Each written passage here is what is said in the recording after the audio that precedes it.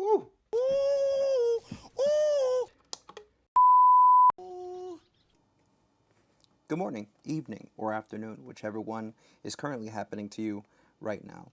Not going to show too much because this is not my area, this is not my space, but the owner is cool with me getting this done and kind of talking about it. So today we are changing an outlet, a very, very old outlet. So I've already taken it out. It's just a couple screws.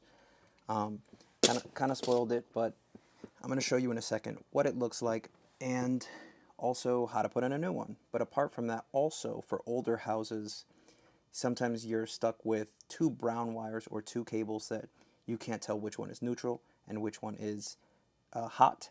So I'm going to show you what the difference is.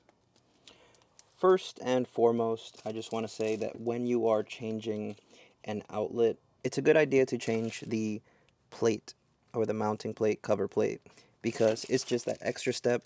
It doesn't cost too much, and it's a nice gesture to the owner. So really quick before the party begins, do make sure that you are wearing the proper protection of whatever it is you need for your job. In this particular case, since we are dealing with electricity, make sure that you turn your breaker off. If they have individual breakers, then be sure to hit the one that's in your corner of the house or the garage or bathroom or wherever you are. If they have jointed, just let the owner know you're going to turn everything off just to be safe. That being said, if you have rubber dipped gloves, electrical gloves, or anything that is non-conductive, go ahead and slap those on.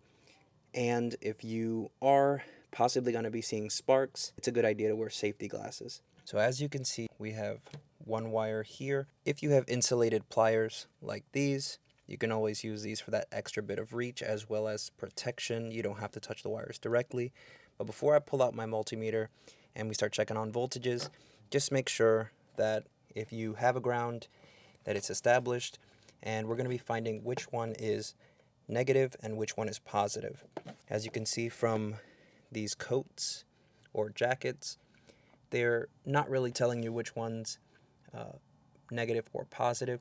You can see that this color is slightly whiter or lighter, so my hunch is that this one is the neutral. Oh, brother, this guy stinks! But you may be in a situation where you have absolutely no idea. Maybe they're both black, both brown, both white, both clear. So don't worry, we can take care of this. So these two tools are specialty, and as you can see, both by Klein.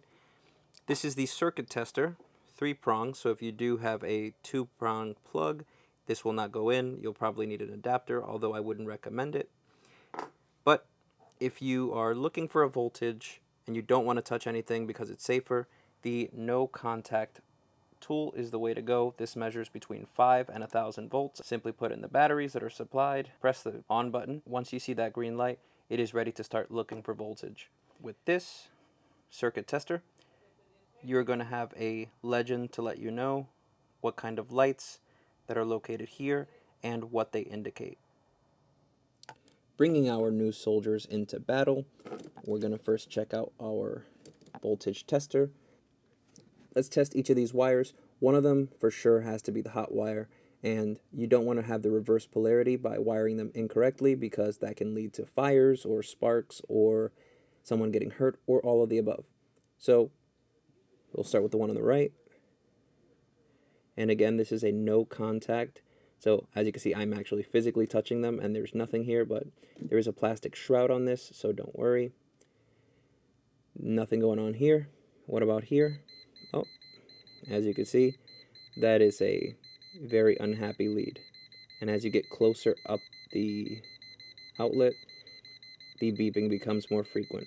So step one of finding which one is the negative or the hot wire is here.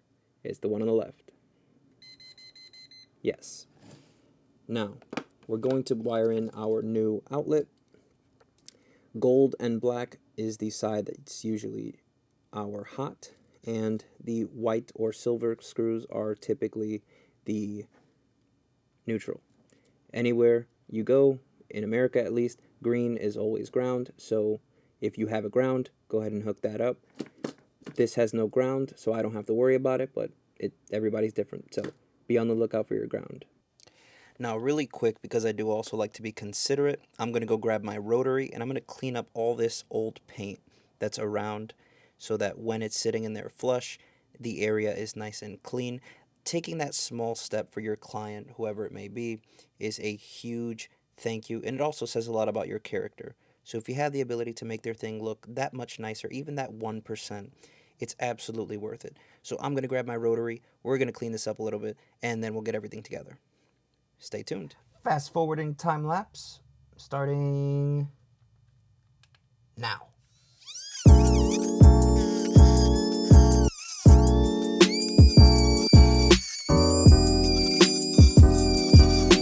I know it may seem like much, but once the plate goes on, this whole place is going to get painted.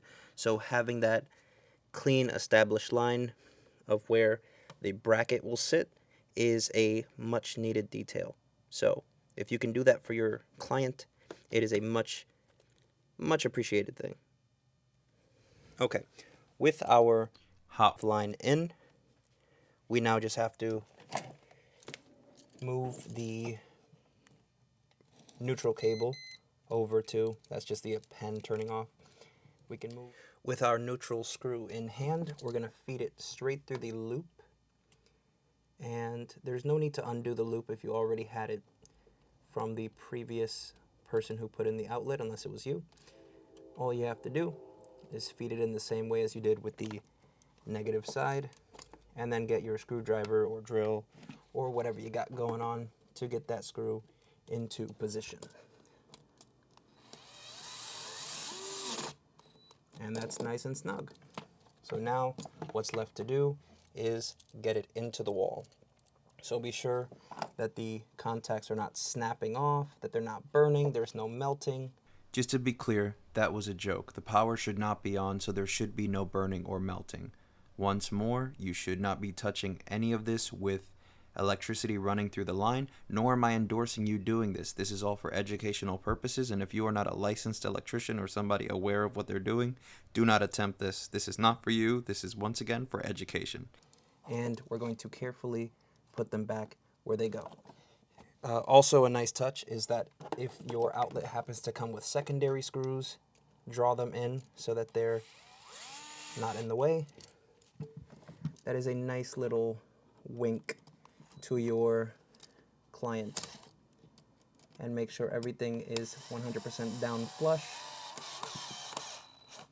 so that there's no complaints later. And finally, we're going to secure it to the actual wall. What's beautiful about the electrical field is that most of the things are standard size, so you don't have to worry about measuring a lot of things unless you're dealing with somebody who's doing custom work.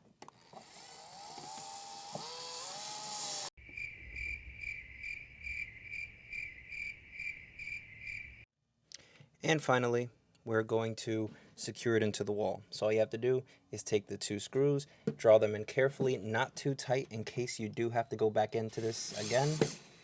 But you just want to make sure they're nice and snug before you actually turn the circuit back on.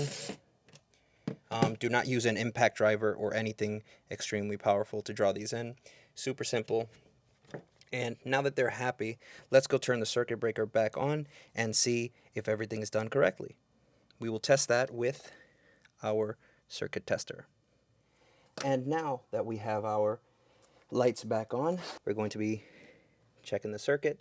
So all you have to do is plug the circuit in, and it will let you know, based off of the lights, what's going on in the circuit. So the center light is the only one that's on, so let's see what that means. So the center orange light by itself means open ground, which is normal because, like I said earlier, this circuit does not have a ground, and it's just letting you know that anything plugged into this ground hole, either of them, will not be properly grounded, which is normal because there's no ground. So, with everything else being good, we can put the faceplate back on and start plugging stuff in. So we break our faceplate out, And the good thing is they also come with a screw. So all you got to do, fit it on, and universally, it doesn't matter. There's no wrong way to put this on, other than backwards, obviously. So with your slotted bit in, align your cover and get it in.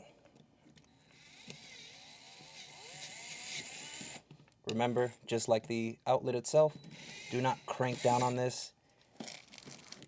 Just enough to make everything nice and snug. Let's get a couple things plugged in and make sure everything works.